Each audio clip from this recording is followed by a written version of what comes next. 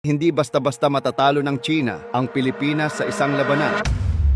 Alam nating lahat, malaki ang China. Pero gaano ba talaga kalaki ang agwat nila sa atin? Kung sakaling magkaroon ng gyera sa West Philippine Sea, may laban ba talaga ang Pilipinas? Sa bilang pa lang ng sundalo, malaki na agad ang lamang ng China. May mahigit 2 milyong active soldiers sila, ang pinakamalaki sa buong Asia. Samantalang ang Pilipinas, nasa 150,000 active troops lang. Ibig sabihin, bawat isang Pilipinong sundalo, katumbas ng halos 13 sundalo ng China. Pero tandaan, hindi lang bilang ang labanan. Sa modernong gyera, teknolohiya, alyansa at lokasyon ang mas matimbang. Sa air power, malaki ang agwat. Ang China ay may mahigit 3,000 eroplano, kabilang ang mga J-20 stealth fighter jets. Ang Pilipinas, nasa ilang dosena lang ng FA-50 jets, light fighters na gawang South Korea. Wala pa tayong heavy fighters or stealth aircraft. Sa dagat naman, ang China ay may higit 350 warships, kabilang na ang aircraft carriers. Ang Pilipinas, 2 lang ang frigates at iilang patrol vessels. Pero bago ka mawalan ng pag-asa, dito papasok ang game changer. Ang lakas ng Pilipinas ay hindi sa bilang ng armas, kundi sa mga kaalyado. Mayroon tayong Mutual Defense Treaty sa Amerika. Ibig sabihin, kung aatakihin ang Pilipinas, obligado ang